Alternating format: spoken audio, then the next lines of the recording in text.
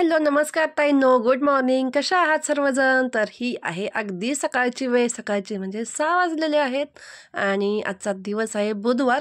बुधवारचा video आहे. तर सकाळची वेळ आहे आणि मला बंब पेटवायचा आहे. म्हणलं थोडक्यात तुमच्याशी आपलं जे काही रुटीन आहे म्हणजे मॉर्निंगचं, तर ते शेअर करूया. चला तर मग व्हिडिओला सुरुवात करूया. तर इथे मी घेत आहे बंब, बाहेर आणला आणि आता हा बंब पेटवायचा आहे. आता बंब पेटवणं म्हणजे माझ्यासाठी खरंच खूप मोठी गोष्ट असते, कारण तिथे थांबावं लागतं कंटिन्यू आपल्याला. नाहीतर मग जर एखाद्या वेळी तो विझला तर पुन्हा पहिल्यापासून आपल्याला ते पेटवावं लागतं. म्हणून मला तर हे खूप म्हणजे असं टेन्शनच येतं बंब वगैरे लवकर उठून पेटवायचं म्हणल्यावर. पण आता केलं पाहिजे, आहे आपल्याकडे जळण वगैरे भरपूर, तर करायचं. तर इथे बंबा पहिल्यांदा पाणी भरून घ्यावं लागतं. नळाला पाणी आलेलं नव्हतं, आज बुधवारी दिवसभर पाणी नव्हतं नळाला. त्यामुळे म्हणजे पुढे मला वाटलं येईल जरा वेळेला, पण पाणी तर काही आलंच नाही. रात्रीपर्यंत पाणी आलंच नाही. तर घरातल्या ज्या काही कळशी भरलेल्या होत्या त्याच आणून एक एक करून मी ओतल्या बंबामध्ये आणि आमच्या तिघांसाठी बंब पेटवला. मी, आर्या आणि गौरांग. आणि मिस्टर तर काय गार पाण्याने आंघोळ करतात, त्यामुळे आमच्या तिघांपुरता बंब पेटवला. 3 कळशा ओतल्या. आणि बघा इथे शेंगाची फोलकटं असतात आपल्याकडे, तर ती शेंगाची फोलकटं, थोडंसं रॉकेल. आता हे जे रॉकेल आहे ना, हे आम्ही कधी आणलेलं होतं माहिती आहे का? लॉकडाऊनमध्ये. लॉकडाऊनमधलं रॉकेल आम्ही अजून पुरवतोय, कारण रोज किती लागतं? अगदी 5 नाही तर 10 ml, जास्त लागत नाही. त्यानंतर बघा ते आपले जे जुने कपडे असतात त्याची चिंधी करायची, त्याच्यावरती थोडंसं रॉकेल ओतायचं आणि द्यायचं पेटवून. तर अशा प्रकारे बंब मी पेटवत असते. आणि मी हे कुणाकडनं शिकले तर सासूबाईंकडनं. त्यांना लगेच बंब पेटतो. मला कधी कधी खूप वेळ लागतो आणि मग त्यात वेळ पण जातो माझा, त्यामुळे मला ते काम खूप किचकट वाटतं. पण आता म्हणलं गॅस तरी किती रोज रोज आपण हे करायचं ना, त्यामुळे मग बंबावरती मी इथे पाणी तापायला ठेवलेलं आहे. आणि आता प्रयत्न करणार आहे रोज असंच 6, पावणे 6ला उठून बंब पेटवण्याचा. बघूया कितपत सक्सेस होतंय आता. तर मिस्टर उठून बाहेर आलेले आहेत, ते गेलेले आहेत ब्रश करायला तिकडे, आणि इकडे माझं चाललेलं आहे बंब पेटवण्याचं.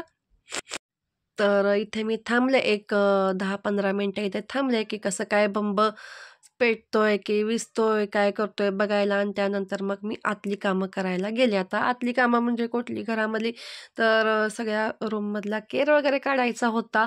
इकडे एकदा बंब पेटवून दिला की आपलं आतलं काम करायला आपण रिकामं. त्यानंतर बघा इकडे मेथीचे पराठे करायचे होते, त्यामुळे मग इथे मेथी चिरून धुवून घेतलेली, तर याच्यामध्ये पाणी घालून ठेवलं हे गरम करायला म्हणजे उकळायला.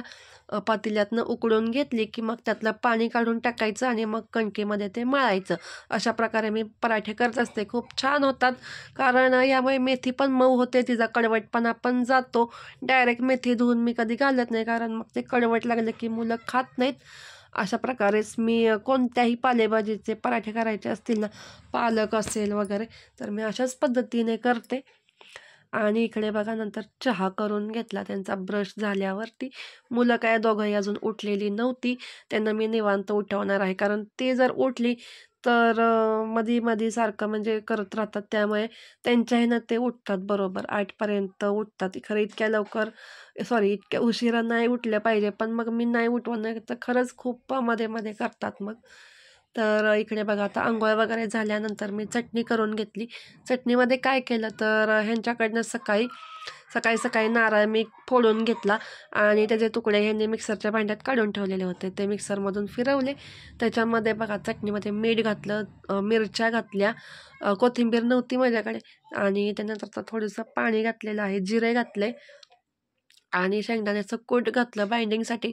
कोथिंबीर असती तर छान असं कलर वगैरे आला असता, पण नव्हती तर आता काय करायचं. त्यामुळे मग अशी व्हाईटच ठेवली आणि छान लागली. चव पण खूप छान झालेली होती. साखर, मीठ वगैरे सगळं थोडंसं चवीनुसार घातलं. थोडंसं खाऊन बघितलं की कशी चव झालेली आहे, तर छान.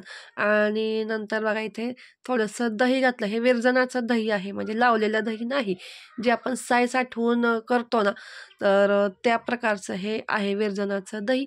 ते याच्यामध्ये ॲड केलं आणि व्यवस्थित असं मिक्स केलं आणि बाजूला ठेवून दिलं. आणि त्यानंतर नळाला तर काय पाणी अजूनपर्यंत आलेलं नव्हतं, त्यामुळे धुण्याचं तर म्हणजे होतच नाही. एक तर सकाळी वेळच भेटत नाही, स्कूलमधून आल्यावरच ते मला धुवावं लागतं. तर बघा इथे खाऊन बघितलं तर मीठ कमी होतं. मग म्हटलं की चला मीठ घालून टाकूया. मग मीठ घातलं थोडंसं, व्यवस्थित पुन्हा मिक्स केलं आणि ठेवून दिलं. तर ते पराठे करायचे आहेत, तर ते मेथीचं बरोबर गार झालेलं होतं. त्यातलं पाणी हे सगळं मी काढून टाकलं आणि मग त्यानंतर ते असं व्यवस्थित पिळून घेतलं सगळं आणि त्याच्यानंतर ते कणकीमध्ये मिक्स केलं. तर त्याच्यामध्ये पुढे काय ॲड केलं आहे मी तुम्हाला सांगते. तर हे बघा, व्यवस्थित असं पाणी व्यवस्थित गाळून घेतलं. तेच पाणी नाही घेतलं कारण त्यात धुवून घेतलीच होती थोडीशी मेथी आधी, मी जास्त नाही धुतलेली कारण माती वगैरे असते म्हणून मी आधी फक्त थोडीशी धुवून घेतलेली होती आणि निथळायला ठेवलेली होती. आणि मग अशी व्यवस्थित उकळून घेतली की मऊ पण होते आणि पराठ्यामध्ये मग ते असे त्याचे दांडे वगैरे असतात ते असे कचकच लागत पण नाही किंवा लाटताना पण काय प्रॉब्लेम होत नाही. तर इथे मी मिरची बारीक केलेली होती, लसूण आणि मिरची, तर ते याच्यामध्ये ॲड केलं. कणकीमध्ये मीठ घातलं, हळद घातली आणि तिखट तर काय अजून तिखट नाही घालू शकत कारण मिरची घातलेलीच होती. आणि ही मेथी व्यवस्थित ह्याच्यामध्ये मिक्स करून घेतली. हवं असेल तर पाणी म्हणजे लागतंच पाणी घालायला कारण मेथी थोड्या प्रमाणात होती, त्यामुळे पाणी हे घातलंच पाहिजे हे पूर्ण मिक्स होण्यासाठी किंवा कणिक मळण्यासाठी. तर लागलं मला बऱ्यापैकी पाणी लागलं, पण नेहमीच्या कणके इतकं नाही लागलं, थोडंसं कमी लागलं.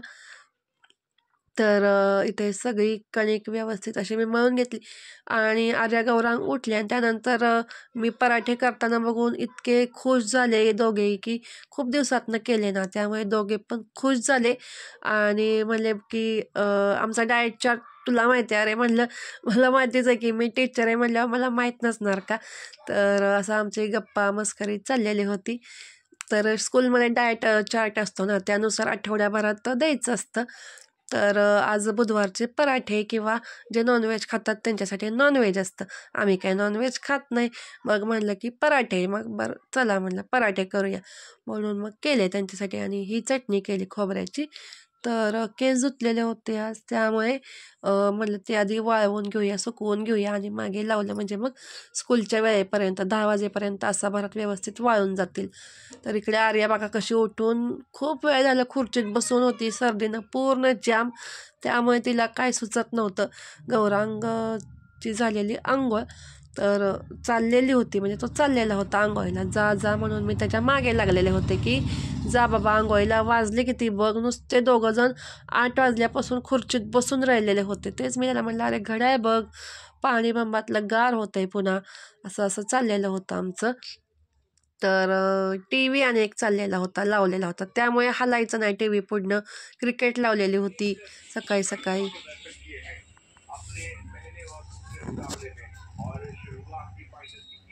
तर पाहिलं गौरांगला उठवले, आर्या पण इथं बसलेली आहे बघा, आंघोळ करायची आता. वाजत आलेत बघा किती आज.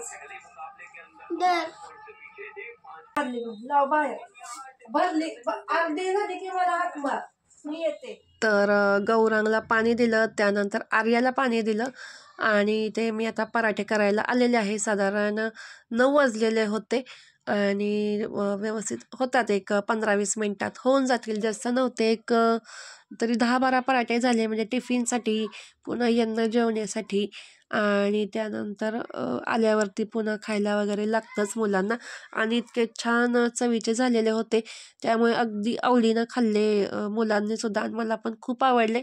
तर त्या पुढच्या वेळेला मी जरा अजून मेथी आणणार आहे जास्त आणि पुन्हा एकदा परत करणार आहे, पुढच्या बाजारातनं आणणार आहे मी मेथी, कारण खरंच खूप छान झालेले होते.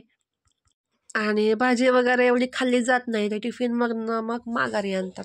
मग म्हणलं चला आपलं या पद्धतीनेच आता देत जाऊया, पालेभाजी तर अशा पद्धतीने देत जाऊया म्हणजे खाल्ली तरी जाईल. पण तशी पण खायची सवय हवीच आहे, सारखं काय असं म्हणजे भाजी पोळी किंवा चपाती भाजी कधी लावून खाणार, मग असं पण होतं ना.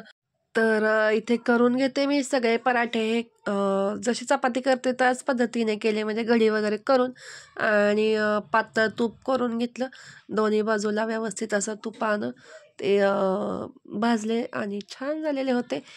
तोपर्यंत इकडे गौरांगनी कपडे वगैरे घालून तयार आणि इकडे आर्याच्या मी मागं लागले होते की जा अंघोळीला. त्या दोघां आजचीही आंघोळ झाल्यानंतर इथे मी बंब आता आत आणून ठेवत आहे.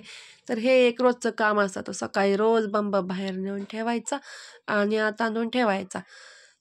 तर हे असं सासूबाईंची खरंच खूप मदत होते. त्यांच्याकडेच असतं बंब पेटवायचं. तर हे बघा, हे आता बंबातलं जे काही शिल्लक राहिलेलं मी गरम पाणी काढलं आहे, ह्याच्यामध्ये मी आता हे कपडे भिजवून जाणार आहे. म्हणजे संध्याकाळी आल्यावरती धुवायला येतील. तर अशा प्रकारे गरम पाण्यात कपडे, गरम म्हणजे एवढं गरम नसतं, थोडंसं कोमटसर असं पाणी घ्यायचं, म्हणजे छान कपडे निघतात आणि मळलेले वगैरे पण असतात मुलांचे, त्यामुळे मग अगदी स्वच्छ निघतात. तर आता इथे बघा टिफिन भरायला आलेले आहे मी. तर दोघांचे आणि प्लस माझा असं टिफिन भरून झाला. प्लस त्यांना इथे खाण्यासाठी पण दिले एक पराठे. दोघांनीही चटणीसोबत खाल्ले, त्यांना खूप आवडले आणि पुन्हा उरलेच नाही. घरी आल्यावरती मलाच उरलं नाही. तर असं झालं. पण असं आपलं चालतंय, पण मुलांचं वाढीचं वय असतं, त्यांना मागतील तेव्हा ते खायला देणं भागच असतं. तर मी काही चहा वगैरे पिऊन चालते, म्हणजे संध्याकाळचं पुन्हा स्वयंपाक वगैरे झाल्यावरती मग जेवायचं, किंवा म्हणलेच काय तर पुन्हा काहीतरी मध्ये करून द्यायचं स्कूलमधनं आल्यानंतर. पण कामं असतात आता, त्यामुळे म्हणजे धुणं भांडी पडलेलं असतं, त्यामुळे मग बाकीचं काही करायला मूड पण येत नाही आणि वेळ पण नसतो. मग ते होईपर्यंत संध्याकाळच्या स्वयंपाकाची वेळ होती, असं होतं. तर बघा, इकडे आर्या मॅडमचं चाललेलं आहे नाश्ता करायचं मस्तपैकी खुर्चीत बसून. आणि गौरांगला तोपर्यंत म्हणलं, तू आतमध्ये आपल्या बॉटल्स भर, तिघांच्या टिफिन बॅग भर, असं मी त्याला सांगत होते. तर इकडे केस पण सुकलेले होते तोपर्यंत कांगव्याने विंचरून घेतले. ओले केस कधी मी विंचरत नाही, कारण गळतात म्हणजे ते, मग त्यामुळे खूपच गळतात केसांनी माझे, त्यामुळे ओले केस नाही, जरासे सुकलेले होते, त्यामुळे मग मी विंचरले ते कांगव्याने. आणि इकडे आर्याशी बोलत होते की भरलेस का टेबल, म्हणजे टाईम टेबलनुसार बॅग भरलीस का. आणि गौरांग बघा इकडे आत कसा पटापटा टिफिन खाली घेतोय, टिफिन बॅगमध्ये भरतोय, बॉटल भरतोय. तर मी पण आत्ताच व्हिडिओमध्ये बघते, मला पण हसायला आलं ते बघून, कसं आतमध्ये करतोय पिल्लू. आणि आर्या गेली आता, तिचं अजून आवरायचं बाकी आहे, तिचं बेल्ट लावायचा, पावडर लावायची, टिकली लावायची, करते तिचं ती सगळं, त्यामुळे काय टेन्शन नाही. गौरांगची घाई असते रोज लवकर जायची, तो जातो 9:45पर्यंत. आर्या अगदी थांबती कधी कधी किंवा जाती कधी त्याच्यासोबत, पण तिचं अजून आज आवरलेलं नाही आहे, त्यामुळे मग ती मागणं गेली आणि गौरांग पुढे जातो. मग तर इकडे माझं पण आवरायचं चाललेलं आहे. मी आपलं जे माझं नेहमीचं क्रीम असतं ते लावते आणि थोडीशी पावडर, टिकली व्यवस्थित आहे का बघायचं, केस विंचरायचे, झालं आवरायचं.